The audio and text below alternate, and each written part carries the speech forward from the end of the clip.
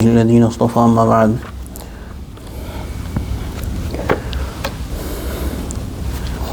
أعوذ بالله من الشيطان الرجيم إنا سنلقي عليك قولا ثقيلا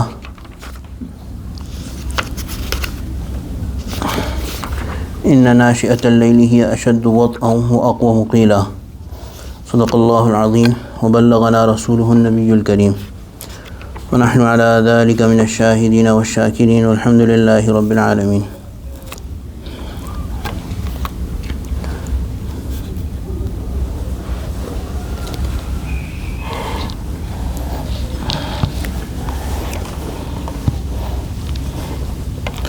اللہ تعالیٰ نے حضور اکرم صلی اللہ علیہ وسلم سے فرمایا کہ اے نبی، ہم آپ پر بہت بھاری بات جلد آپ کے دل پر القاء کرنے والے ہیں. انا سنلقی علیک قولا ثقیلا، ایک بہت بھاری بات آپ کے دل پر القاء کرنے والے ہیں.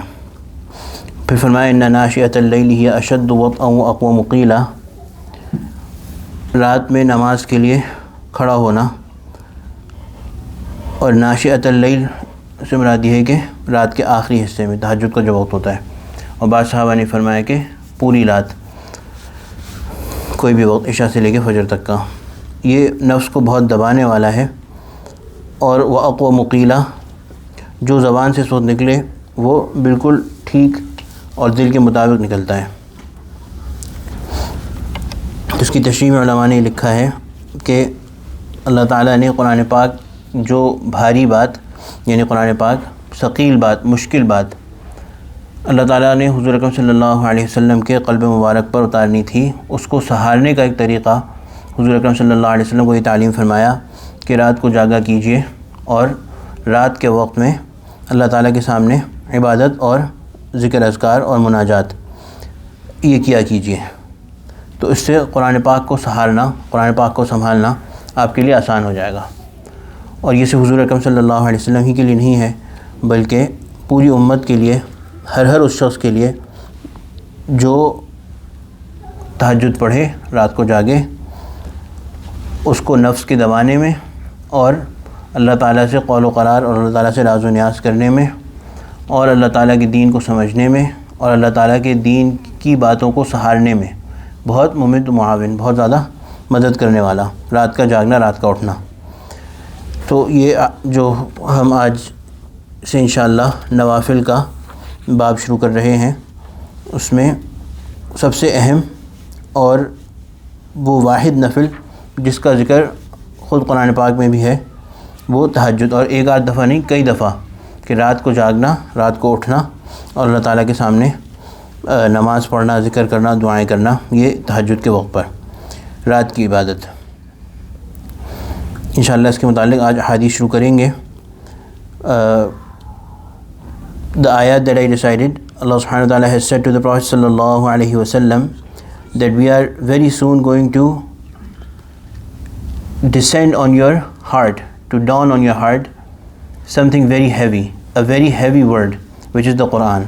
And then Allah subhanahu wa ta'ala has said that inna nashi'ata al-layli hiya ashaddu wat'an wa aqwamu qila, standing in the night for salah. And nashi'a means the later part of the night, the last half of the night, or according to some Sahaba, all the night from Isha time until the dawn of Fajr.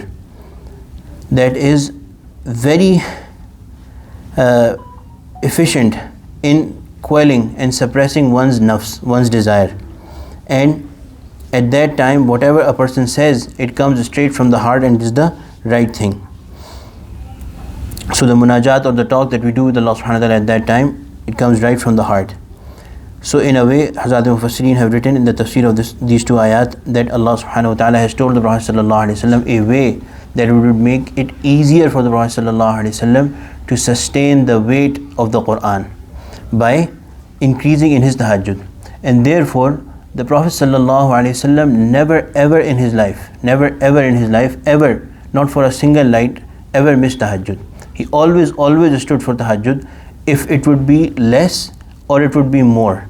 But the Prophet ﷺ never missed it, tahajjud, the night prayer, because it was a special command from Allah subhanahu wa ta'ala to to the Prophet sallallahu alaihi wasallam. And this is the same for the ummatis, the people who follow the Prophet sallallahu alaihi wasallam, that standing at night, however much is possible, if they do it, it is very helpful in sustaining the deen or coming to deen and suppressing the desire, suppressing the nafs, and making conversation with Allah subhanahu wa ta'ala, and the whatever hardships that they may be feeling in their daily life in terms of deen, Allah subhanahu wa ta'ala takes care of it and makes it easy.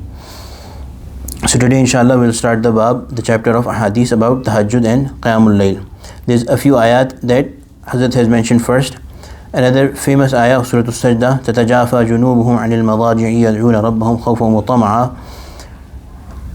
یہ وہ لوگ ہیں کہ ان کے پہلو، یعنی ان کے پہلو means the side، یہ خوابگاہوں سے علیحدہ رہتے ہیں اور اس وقت اپنے پروردگار کے ساتھ پروردگار سے امید اور خوف کے عالم میں دعائیں کرتے ہیں.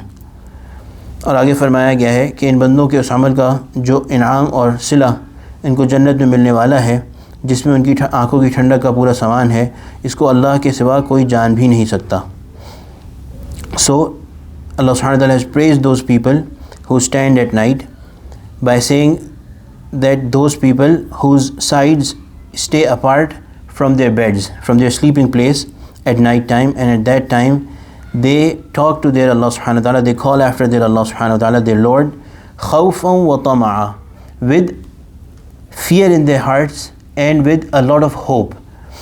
So whatever Allah has prepared for them, the reward for this particular deed that Allah has prepared for them in Jannah, and the thing of comfort of their eyes, nobody can even imagine it, only Allah knows it.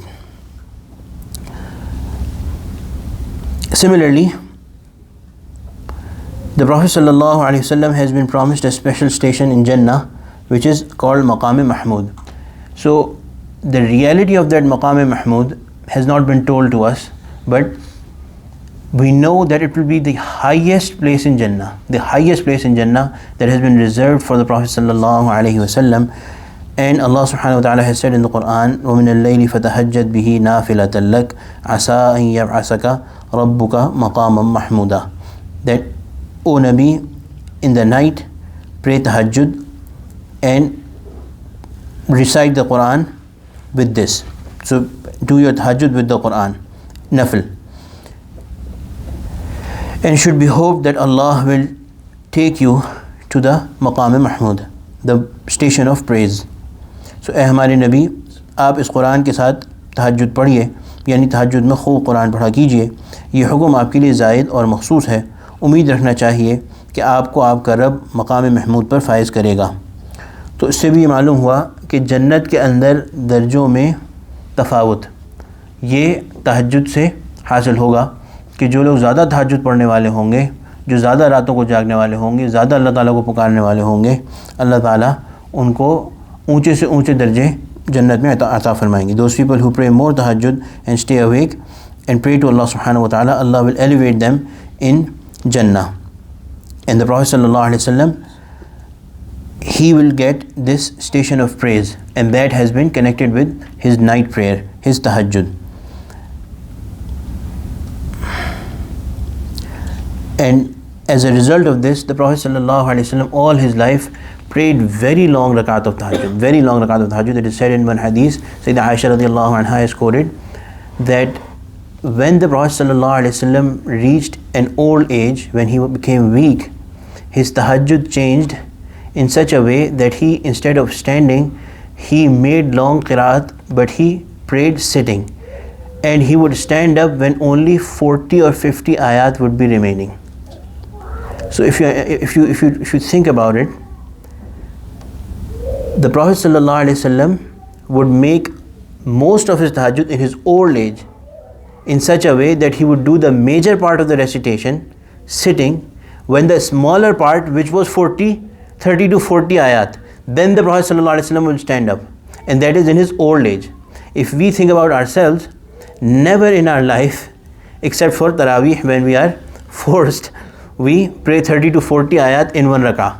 But the Prophet sallallahu alaihi wasallam in his old age, he is standing for 30 to 40 last part of his recitation. So that was his recitation, that was his tahajjud like sallallahu alaihi wasallam. حضور اکرم صلی اللہ علیہ وسلم کے بارے میں روایت حضرت عائشہ رضی اللہ عنہ نے صدیقہ نے یہ روایت فرمایا ہے کہ حضور اکرم صلی اللہ علیہ وسلم جب ان کی عمر زیادہ ہو گئی تھی، تو جب کمزوری بڑھ گئی تھی، ضعف بڑھ گیا تھا، تو اس کے بعد تہجد کی لمبی لمبی رکعت تو پڑھتے تھے، لیکن پھر بیٹھ کے تلاوت شروع فرما دی تھی، اور جب تلاوت کا آخری کچھ حصہ رہ جاتا تھا تو کھڑے ہو جاتے تھے، اور وہ آخری کچھ حصہ 30 سے 40 آیات. تو اللہ تعالی ہم کو بھی کچھ اس کا حصہ نصیب فرما دے کہ 30 سے 40 آیات تو آخری حصہ ہوتا تھا. اور ہماری تو نماز تراویح کے علاوہ کبھی ایسی رات کی بھی اللہ تعالیٰ عنایت فرما دے کہ 30 سے 40 آیات ایک رکعت میں ہو. بہرحال عن ابی ہریرہ قال قال رسول اللہ صلی اللہ علیہ وسلم ينزل ربنا تبارک وتعالى كل ليلة إلى السماء الدنيا حين يبقى ثلث الليل الآخر يقول من يدعوني فاستجيب له من يسألني فأعطيه من يستغفرني فأغفر له. یہ بخاری و مسلم کی حدیث ہے. حضرت ابو ہریرہ رضی اللہ عنہ سے روایت ہے کہ رسول اکرم صلی اللہ علیہ وسلم نے ارشاد فرمایا کہ ہمارا مالک اور رب تبارک و تعالی ہر رات کو جس وقت آخری تہائی رات باقی رہ جاتی ہے، سمائے دنیا کی طرف نزول فرماتا ہے اور ارشاد فرماتا ہے کہ کون ہے جو مجھ سے دعا کرے اور میں اس کی دعا قبول کروں، کون ہے جو مجھ سے مانگے اور میں اس کو عطا کروں، کون ہے جو مجھ سے مغفرت اور بخشش چاہے میں اس کو بخش دوں. حضرت ابو ہریرہ رضی اللہ عنہ has narrated that the Prophet sallallahu alayhi wasallam said that our Lord, our owner, Allah subhanahu wa ta'ala, every night when the last third of the night remains, he descends towards the sky of the world and he says that who is there who would make dua to me and I will accept their dua, and who is there who will ask me and I will give them, and who is there who would seek forgiveness from me and I will forgive them. تو اس حدیث کے متعلق تھوڑا سا ہم نے پچھلے ہفتے بات کی تھی. اصل میں یہ استواء علی العرش اور سماع دنیا کی طرف نزول، اس کے بارے میں پہلے تو علماء کرام کا منہج یہ تھا کہ زیادہ اس کے متعلق تفصیلی بات بھی نہیں ہوتی تھی، اور عوام کے مجمع میں تو خاص طور سے اس چیز کو بالکل پیش نہیں کیا جاتا تھا کہ سماع دنیا کی طرف نزول کا کیا مطلب ہے اور استواء علی العرش کا مطلب کیا ہے، کیونکہ خود حضور اکرم صلی اللہ علیہ وسلم نے اس بارے میں یہ فرمایا ہے کہ اس بارے میں زیادہ جرا قضا کرنا، زیادہ سوچنا خود اللہ تعالیٰ کی ذات کے بارے میں، اللہ تعالیٰ کیسے ہیں، اللہ تعالیٰ کا وجود کیسا ہے، وہ ان سب چیزوں کے بارے میں حدیث میں اس کو پسندیدگی کا اظہار نہیں کیا گیا کہ اس کے بارے میں انسان زیادہ سوچے. کیونکہ مسئلہ یہ ہے کہ ہم بہت مختصر، بہت چھوٹے، وہ حضرت حکیم رحمۃ اللہ علیہ مثال دیا کرتے تھے کہ ایک دن چوہا جا رہا تھا تو اس نے پہاڑ سے کہا کہ پہاڑ میاں ساری زندگی آپ کی بڑائی کے اور آپ کے اس کے جثے کے میں نے قصے سنے، ذرا آپ میری کمر پہ تو آئیں تاکہ میں ناپ کے دیکھوں کہ آپ کا وزن کتنا ہے. تو یہ ہمارا یہ حال ہے، بلکہ اس سے بھی زیادہ ہماری کوئی مثال نہیں کہ چوہے اور پہاڑ کا تو پھر بھی کوئی تناسب بنتا ہے، لیکن ہماری عقل بالکل محدود اور اللہ تعالیٰ لامحدود. کہ حضور اکرم صلی اللہ علیہ وسلم بھی یہ فرما رہے ہیں کہ یا اللہ جیسا آپ کو پہچاننے کا حق تھا ویسا میں پہچان نہیں سکا، اور جیسا آپ کی عبادت کا حق تھا ویسا میں آپ کی عبادت کر نہیں سکا. تو کہاں ہم اور کہاں اللہ تعالیٰ کی ذات کی ہم اس بارے میں سوچنے کی کوشش کریں کہ اللہ تعالیٰ کہاں ہیں، کیسے ہیں، اور آسمانی دنیا پہ نزول کا مطلب کیا ہے اور استواء علی العرش کا مطلب کیا ہے. بس چند باتیں ہیں جو ذہن میں رکھنی چاہیے، اور وہ بھی اس وجہ سے اب یہ تذکرے عوام الناس میں اس لیے کیے جانے لگے ہیں کیونکہ اللہ تعالیٰ محفوظ فرمائے ایسے فتنے، جیسے جیسے ہم قیامت کے قریب جاتے جا رہے ہیں اس قسم کے فتنہ پرور لوگ اور گروہ پھیلتے جا رہے ہیں جو ان باتوں میں عوام کو الجھاتے ہیں. حالانکہ حضور صلی اللہ علیہ وسلم نے فرمایا کہ سوالہ بدعہ، اس کے بارے میں پوچھنا کہ اللہ تعالیٰ کہاں ہیں اور کیسے ہیں اور کس طرح سے ہیں اور عرش پہ کیسے ہیں وغیرہ وغیرہ، یہ بدعت ہے. لیکن بہرحال بدعت کا شور مچانے والے اس بارے میں زیادہ ہی کچھ گفتگو کرتے ہیں، اللہ محفوظ فرمائے. تو بہرحال اس بارے میں چند اصول ہیں وہ سمجھ لینے چاہیے. جو دو باتیں تو پچھلے ہفتے بھی عرض کری تھیں. ایک یہ کہ ہمارا عقیدہ یہ ہے کہ اللہ تعالیٰ لامحدود ہیں، اللہ تعالیٰ لامحدود ہیں، کسی چیز کے اندر اللہ تعالیٰ نہیں آ سکتے. اپنی مخلوق کے اندر خالق نہیں سما سکتا. خالق ہر چیز سے ماورا ہے، جو پیدا کرنے والا ہے اللہ تعالیٰ مالک، وہ ہر چیز سے بڑے ہیں، اپنے عرش سے بھی بڑے ہیں. تو یہ بات کہنا کہ اللہ تعالیٰ نعوذ باللہ اپنے عرش میں سما گئے یا اپنے عرش پہ آ گئے، یہ انتہائی پرلے درجے کی گستاخی ہے۔ ہاں یہ بات سمجھنا چاہیے کہ مختلف جگہوں پر اللہ تعالیٰ اپنی شان کے مطابق اپنی تجلی فرماتے ہیں، اپنے جلوے کا اظہار فرماتے ہیں۔ اس میں عرش بھی ہے، اس میں قلب مومن بھی ہے، اس میں مختلف جگہیں ہیں۔ تو قرآن شریف میں یہ بھی آیا کہ اللہ تعالیٰ کے نور سے جو ہے وہ پورے زمین و آسمان روشن ہے۔ تو اب اس کا مطلب یہ نہیں کہ نعوذ باللہ اللہ تعالیٰ کا نور زمین و آسمان کے اندر سما گیا، یا استواء علی العرش کا مطلب یہ نہیں کہ اللہ تعالیٰ نعوذ باللہ عرش کے اندر آ گئے، نہیں، اللہ تعالیٰ محیط ہے، ہر چیز کو گھیرے ہوئے، اندر سے بھی گھیرے ہوئے، باہر سے بھی گھیرے ہوئے، ہر چیز کو، اور تمام مخلوقات محاط ہیں، اللہ تعالیٰ کے گھیرے کے اندر ہیں اور اس سے باہر نہیں نکل سکتے۔ تو بہرحال ایک اصول تو یہ سمجھنے کا ہے۔ دوسری بات یہ سمجھنے کی ہے کہ بہت احادیث میں اور قرآن شریف میں خود اللہ تعالیٰ نے بار بار کھول کے یہ سمجھایا ہوا ہے کہ ہوا معکم اینما کنتم، تم جہاں ہوتے ہو اللہ تعالیٰ تمہارے ساتھ ہوتے ہیں۔ اللہ تعالیٰ کی ذات ہر جگہ موجود ہے، ہر جگہ موجود ہے، ہر جگہ موجود ہے، جس کا ہم تصور کر سکیں، جس کے بارے میں ہم جانتے ہوں یا جس کے بارے میں ہم نہ جانتے ہوں۔ اس پر اجمالاً یعنی سپرفیشلی عقیدہ رکھنا ضروری ہے کہ اللہ تعالیٰ ہر جگہ موجود ہے۔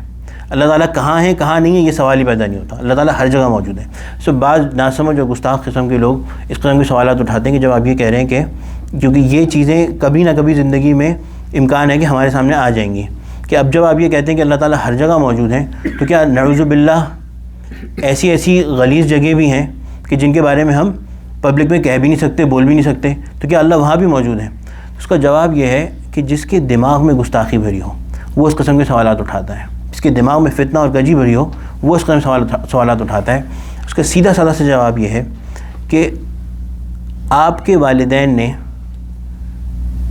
بہت سے کام ایسے کیے ہیں جس کے نتیجے میں آپ وجود میں آئے، لیکن کبھی آپ اس کے بارے میں ذکر کرتے ہیں، لیکن کیا وہ حقیقت نہیں؟ اگر ہم اس کا ذکر نہیں کر سکتے، اگر اس کے بارے میں بول نہیں سکتے، تو کیا وہ حقیقت نہیں ہے کیا؟ اسی طرح اللہ تعالیٰ نے قرآن پاک میں بھی ادب سکھایا ہے کہ ہر چیز کرنے والے اللہ تعالیٰ ہیں، لیکن برائی کی نسبت اللہ تعالیٰ کی طرف نہیں کی جاتی۔ جو مصیبت مجھ پہ پڑی وہ میری اپنے کام کی وجہ سے پڑی، اور جو اچھائی آئی وہ اللہ تعالیٰ کی طرف سے آئی۔ یہ قرآن شریف میں ہے یا نہیں ہے؟ تو اس سے یہ سمجھ میں آتا ہے کہ چاہے بہت سی باتیں ایسی ہوتی ہیں جو حقائق میں سے ہوتی ہیں، لیکن ہمارا ان کا اظہار کرنا وہ گستاخی میں، لیکن ہم اظہار نہیں کریں گے اس کا مطلب یہ نہیں ہے کہ وہ حقیقت نہیں رہی۔ تو بہرحال اس چیز کو اس طرح سمجھنا چاہیے کہ اجمالاً ہمارا یہ عقیدہ ہے کہ اللہ تعالیٰ ہر جگہ ہیں، اور اس کے بارے میں گستاخانہ گفتگو کرنا یہ گستاخی کی طرز ہم اختیار نہیں کرتے۔ اللہ تعالیٰ بس ہر جگہ موجود ہیں، اس کے بارے میں اس سے زیادہ کوئی جتنا ہمیں بتا دیا گیا وہ ہمارا منتہا علم ہے، اور منتہا علم یہی ہے۔ بڑی سے بڑی بحث اور بڑی سے بڑی جرا قضا کا بھی نتیجہ بالآخر یہی ہے کہ اس کی صحیح سمجھ ہم کو اللہ تعالیٰ نے دی ہی نہیں۔ ہم کو دی ہوتی تو ہماری وہ صلاحیتیں ہماری، یعنی اگر کسی کو اگر اس کی دنیا میں سمجھ ہوتی تو حضور اکرم صلی اللہ علیہ وسلم تھے، اور حضور اکرم صلی اللہ علیہ وسلم نے خود فرما دیا کہ منتہا علم اس بارے میں یہ ہے کہ اس بارے میں کوئی زیادہ تفصیل بحث نہ کی جائے۔ تو بہرحال this I'll quickly repeat it in English inshallah, that this hadith is famous where it is said that Allah subhanahu wa ta'ala descends towards the sky of the world. Now about this, the Prophet sallallahu alaihi wasallam has told us, discouraged us from thinking too much or going too deep about what Allah is like. But there's few principles that we know. Number one is that Allah subhanahu wa ta'ala is surrounding everything, and Allah subhanahu wa ta'ala himself is not surrounded by anything. So nothing has the capacity to surround or encircle Allah subhanahu wa ta'ala, but Allah subhanahu wa ta'ala is the one who is muhit, or circles and surrounds everyone. Secondly, Allah subhanahu wa ta'ala is everywhere. Nothing is big that it could say that Allah has come on me. So therefore we cannot say that Allah is only on the Arsh-e-Azam, or when Allah descends, Allah na'uzu billah vacates the Arsh-e-Azam and comes to the worldly sky. The thing is that Allah subhanahu wa ta'ala at different points, according to his honor, according to his status, puts his special reflection over some certain places. So there is a reflection of Allah subhanahu wa ta'ala, the reality of which again we cannot understand, on the great throne of Allah subhanahu wa ta'ala. Then Allah subhanahu wa ta'ala also has a special reflection in the heart of a believer. So therefore there's a hadith of the Prophet sallallahu alaihi wasallam where we learn that all the skies and the earth and the great universe does not have the capacity to take Allah subhanahu wa ta'ala, but the heart of a believer takes Allah subhanahu wa ta'ala. What is the meaning of it? The meaning is that Allah puts His special reflection, His special presence, the reality of which only Allah knows, in the heart of a believer, in the heart of a person who submits to Allah subhanahu wa ta'ala. So this is the second thing that we have to understand, that Allah subhanahu wa ta'ala is omnipresent. Allah subhanahu wa ta'ala is present everywhere. Now, people who like to talk about disgusting things or like to create or raise idle, unnecessary questions will create this question in your mind that if Allah is everywhere, then there's places that we can't even talk about in our gatherings, such lowly, such inferior places. Is Allah there as well? So the answer to that is that if something is disrespectful, we don't talk about it. But because we don't talk about it, it is not that it does not remain a reality. For example, things that we know happen as a result of which we came into this world. But do we ever talk about it? Similarly, Allah subhanahu wa ta'ala has said in the Quran that whatever affliction, whatever negative thing happens to you, in simple words, happens to you because of your bad deeds. So what is it? Isn't the real doer still Allah subhanahu wa ta'ala? Yes. But respect demands that we refer it not towards Allah subhanahu wa ta'ala but to ourselves. But the real doer is of course Allah subhanahu wa ta'ala. And whatever goodness comes to us, it comes from Allah subhanahu wa ta'ala. فَمَا أَصَابَكَ مِن مُصِيبَةٍ فَمِن نَفْسِكَ. Whatever affliction affects you, it comes from your own self. But in reality, where does it come from? So respect demands that even if some things are true, we do not refer them to the one that we respect. So that is the same case with Allah subhanahu wa ta'ala being everywhere. Anyway, the second part of the hadith which is relevant to this chapter is that Allah subhanahu wa ta'ala, with His special mercy, becomes attentive towards the people of the world and calls after people, that who is there who needs something, who makes dua to me, and I will listen to them. And who is there who would seek forgiveness, and I will forgive them. So may Allah subhanahu wa ta'ala give us an understanding, may Allah subhanahu wa ta'ala give us the reality of this. In Urdu we say پیاسا کنویں کے پاس جائے, پیاسا کنویں کے پاس جائے گا, کنواں پیاسے کے پاس نہیں آئے گا. لیکن یہاں یہ معاملہ ہے اللہ تعالیٰ کی شفقت اور رحمت کا کہ خود اللہ تعالیٰ ہمارے قریب آتے ہیں اور اللہ تعالیٰ ہم سے کہتے ہیں کہ کیا چاہیے مانگو میں دے دوں. دنیا بھر کے سامنے اپنی حاجات, اپنی پریشانیوں کا تذکرہ کرنا, حضور اکرم صلی اللہ علیہ وسلم نے فرمایا ہے کہ جو شخص لوگوں سے سوال کرتا ہے اللہ اس کی ضرورت کبھی پوری نہیں فرماتے, کبھی بھی اس کی ضرورت پوری نہیں ہوتی.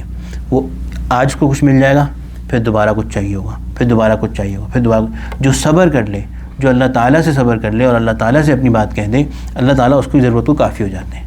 سو whatever we need, rather than going to the world and asking the world, we should present this before Allah subhanahu wa ta'ala. The rule, the principle is that the one who is in need should go to the one who has what you need. But here the mercy of Allah subhanahu wa ta'ala is such that Allah Himself attends towards us with His mercy, and He wants us to ask, and He wants us to present our needs before Allah subhanahu wa ta'ala and talk to Him. May Allah subhanahu wa ta'ala grant us an understanding. But this is the time to present and talk to Allah subhanahu wa ta'ala and get our needs fulfilled. Everything that we need, it should be fulfilled.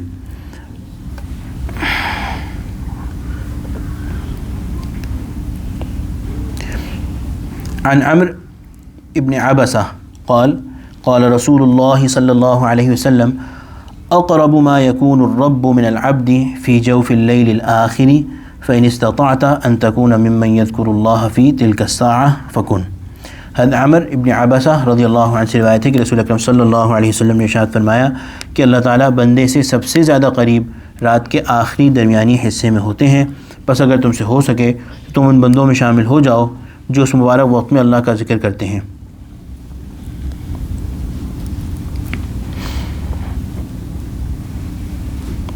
عن ابی ہریرہ قال قال رسول اللہ صلی اللہ علیہ وسلم افضل الصلاة بعد الصلاة المکتوبۃ الصلاة فی جوف اللیل. حضرت ابو ہریرہ رضی اللہ عنہ سے روایت ہے کہ رسول اکرم صلی اللہ علیہ وسلم نے ارشاد فرمایا کہ فرض نماز کے بعد سب سے افضل درمیانی رات کی نماز ہے, یعنی تہجد. So the previous hadith that I read, Amr ibn Abbas radiallahu anhu has narrated, the Prophet sallallahu alaihi wasallam said that Allah is the closest to their slave at the time of the last part of the night. Therefore, if it is possible for you that you become among those people who remember Allah in that time, then be among those people. And Abu Hurairah radiallahu anhu has narrated that after first salah, the most superior prayer is the prayer of the middle of the night. عن أبي أمامة قال قال رسول الله صلى الله عليه وسلم عليكم بقيام الليل فإنه دأب الصالحين قبلكم وهو قربة لكم إلى ربكم ومغفرة للسيئات ومنهاة عن الإثم. حضرت ابو امامہ رضی اللہ عنہ سے روایت ہے کہ رسول اکرم صلی اللہ علیہ وسلم نے ارشاد فرمایا کہ تم تہجد ضرور پڑھا کرو، کیونکہ وہ تم سے پہلے صالحین کا طریقہ اور شعار رہا ہے اور قرب الہی کا خاص وسیلہ ہے، اور وہ گناہوں کے برے اثرات کو مٹانے والی اور گناہوں سے روکنے والی چیز ہے. The Prophet صلی اللہ علیہ وسلم has been narrated to have said حضرت ابو امامہ رضی اللہ عنہ has narrated it. The Prophet صلی اللہ علیہ وسلم said that you for sure definitely constantly pray tahajjud, because it has been the way of the pious people before you and is nearness for you towards your Lord, and the one that erases the bad effects of sins, and the one that protects you from disobeying or doing ma'asi.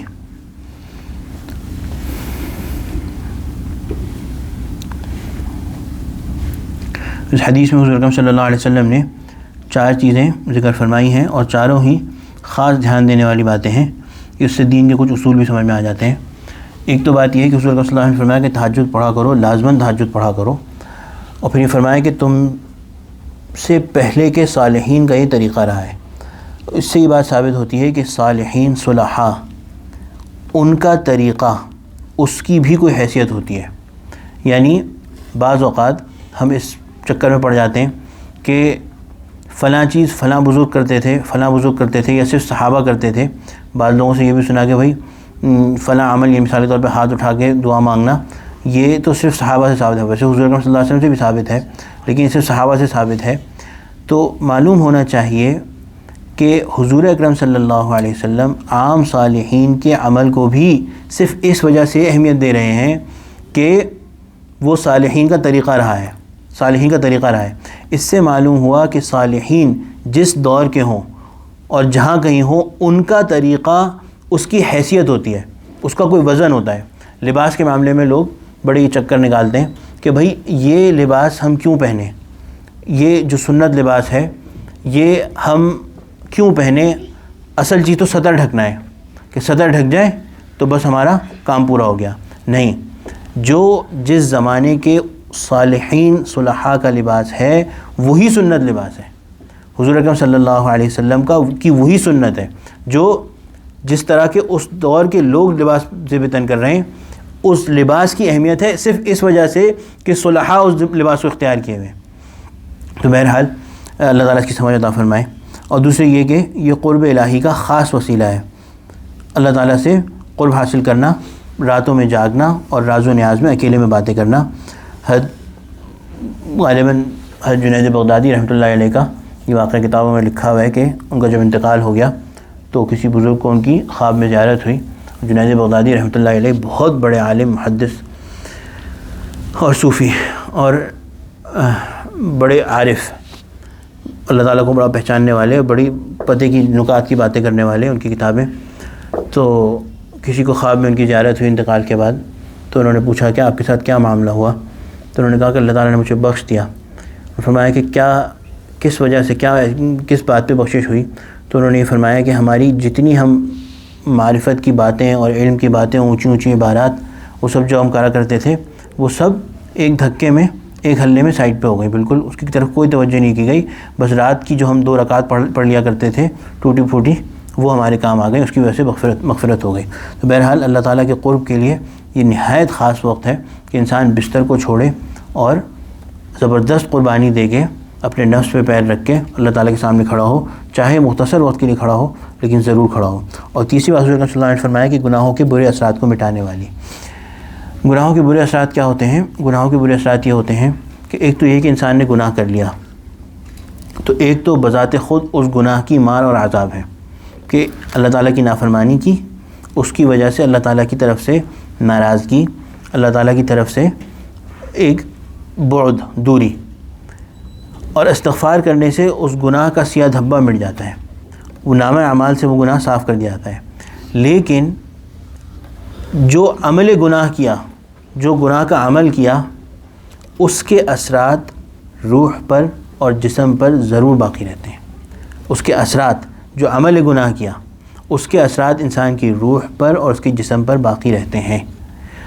تو اللہ تعالیٰ سے دعا یہ کرنی چاہیے کہ یا اللہ ہمارے گناہوں کو معاف بھی فرما دیجئے اور اس کے ہر قسم کے اثرات بھی دور فرما دیجئے۔ کیونکہ بعض اوقات ایسا ہوتا ہے کہ ایک مثال سے سمجھا رہا ہوں کہ انسان نے کوئی گناہ کیا اور توبہ کر کے اس کی معافی کروا لی، لیکن اس گناہ کی لذت اور اس گناہ کے وقت جو کچھ حاصل ہوا وہ چیز بعد میں بھی اپنا اثر دکھاتی رہتی ہے اور وہ یاد آتی رہتی ہے۔ یہ اثر جون پوری رحمۃ اللہ علیہ، ان کا غالباً ایک مصرع ہے، یاد آ رہا ہے مجھے، کہ اللہ تعالیٰ میرے گناہوں کا سانپ میرے ہر جسم کے مسام سے نکل کر، ہر پورے سے نکل کر مجھ کو ڈس رہا ہے، حالانکہ میں توبہ کر چکا ہوں، میں معافی مانگ چکا ہوں، لیکن گناہوں کے اثرات اب تک ایسے ہیں کہ وہ مجھ پر اپنا حملہ کرے ہوئے، اپنے اثرات ڈال رہے ہیں۔ اور یہ اللہ تعالیٰ محفوظ فرمائے کہ یہ ہوتا ہے۔ عمر گزرنے کے ساتھ ساتھ روح کے اثرات کو سمجھانا، روح پر جو اثرات ہوتے ہیں ان کو سمجھانا تو ذرا مشکل ہے، لیکن جسم پہ جو اثرات ہوتے ہیں وہ ہم سب کی نظروں میں ہیں۔ ہم سب نے کچھ نہ کچھ سنا ہوا ہے، کچھ نہ کچھ ہمیں معلوم ہے کہ عمر کے خاص حصے میں گناہ کرنا، اس کے اثرات بعد میں آگے جا کے پتہ چلتا ہے کہ فلاں وقت جو ہم بڑی سہولت سے، بڑی آسانی سے گناہ کر لیا کرتے تھے، اس کے اثرات اب ہمارے جسم پہ ظاہر ہو رہے ہیں۔ اللہ تعالیٰ محفوظ فرما لے، گناہ اس کے اثرات ضرور باقی رہتے ہیں، تو اللہ تعالیٰ سے توبہ کرنی چاہیے، اور تہجد ایک ایسا طریقہ ہے کہ گناہ کے اثرات کو زائل کر دے۔ اور بلکہ ایک حدیث میں جہاں یاد آ رہا ہے کہ وہ اسی حدیث کی ایک روایت میں غالباً ایک صحابی سے یہ پانچویں چیز بھی منقول ہے کہ صحت کو بھی اچھا کر دیتا ہے، تہجد کے لیے اٹھنا وہ صحت کی بھی کمزوریوں کو دور کر دینے والا ہے۔ بہرحال، اور چوتھی بات جو یہاں جامع ترمذی کی روایت میں ہے کہ گناہوں سے روک دینے والا، اور گناہ سے روک دینا بہت واضح ہے کہ خود اللہ تعالیٰ قرآن میں فرما رہے ہیں کہ نفس کو دبا دیتا ہے۔ نفس کو دبا دینا اصل انسان سے گناہ کرنے والا، بقول ہمارے حضرت حکیم محترم رحمۃ اللہ علیہ کے، کہ شیطان خود تو آ کے اپنا کام کر کے چلا جاتا ہے، لیکن انسان کے اندر اپنا خلیفہ چھوڑ دیتا ہے۔ وہ خلیفہ شیطان کا نفس ہے، کہ شیطان تو 24 گھنٹے محنت نہیں کرتا، لیکن نفس کو ابھار کے چلا جاتا ہے، تو نفس بار بار گناہ کرواتا ہے، بار بار گناہ کرواتا ہے۔ تو بہرحال جب نفس کو دبا دے انسان کہ رات کو ہمت کر کے تہجد کے لیے اٹھ کے کھڑا ہو، اپنا گرم بستر چھوڑے اور وضو کر کے کم از کم 2 رکعت ضرور پڑھ لے، تو نفس کی بہت زیادہ نفس کی اصلاح ہو جاتی ہے، نفس دب جاتا ہے۔ اور جب نفس پہ انسان قابو پانے لگتا ہے تو جو چیز ہمیں اندر سے گناہ کروا رہی ہے اس کو قابو پانا، اس کو قابو میں کرنا، اس کی صلاحیت انسان کے اندر پیدا ہو جاتی ہے۔ I'll explain it in English inshallah. This is the hadith of Abu Umama radiallahu anh. The Prophet sallallahu alaihi wasallam said that you for sure definitely read tahajjud. Do not miss it, because it is the way of the pious people before you. So from this first part of the hadith we understand that the ways of the pious people have value. The ways, what the thing that pious people do, that has value. If you do not know the sunnah about something, look at how the pious people do it and do it. For sure you will reach the path of sunnah. So the Prophet ﷺ is giving importance to tahajjud. The first feature the Prophet ﷺ is mentioning about tahajjud is that it is the way of the pious people before you, and a way of nearness to Allah subhanahu wa ta'ala, that you get closer to Allah subhanahu wa ta'ala. And nearness to Allah subhanahu wa ta'ala is such that when you are near to Allah subhanahu wa ta'ala, it literally means that Allah starts caring about you and you start caring about Allah subhanahu wa ta'ala. Junaid Baghdadi rahmatullahi alayhi, he was asked when he passed away in a dream that Hazrat, what happened? He said that I was forgiven, Allah forgave me, but he mentioned that all the great knowledge of deen and the works of deen that I did, they were all set aside. They were not given any attention, any importance. Only those 2 rakat that I used to pray in tahajjud at night time, that came to my rescue and I was given forgiveness. The third thing is that it wipes away, it erases the effects of sins. So whatever sin we do, even if we seek istighfar from it and we are forgiven and it is erased from our book of deeds, there is effects of that sin that remain on the spirit and the body of the person. And it is easy to understand that just like if you use a certain capacity of your body to disobey Allah subhanahu wa ta'ala, later on in life you understand, you learn, you realize it, it's very apparent that the sin that we used to commit back in the day is showing its effects today.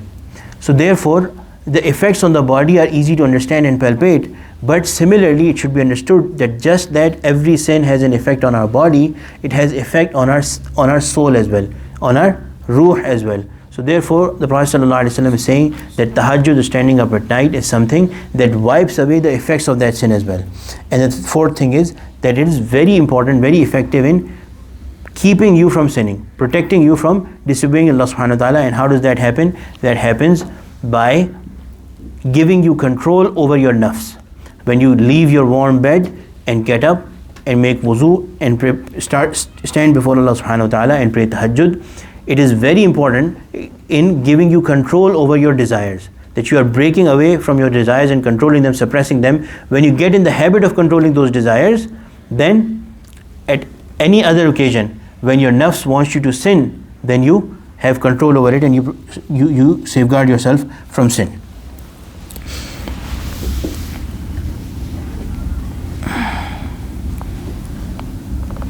Inshallah, other hadith will continue reading next week. ربنا تقبل منا إنك أنت السميع العليم وتب علينا إنك أنت التواب الرحيم وصلى الله تعالى على خير خلقه سيدنا ومولانا محمد وعلى آله وصحبه أجمعين. ربنا تقبل منا إنك أنت السميع العليم وتب علينا إنك أنت التواب الرحيم. ربنا آتنا في الدنيا حسنة وفي الآخرة حسنة وقنا عذاب النار. Ya Allah, please forgive our major and minor sins.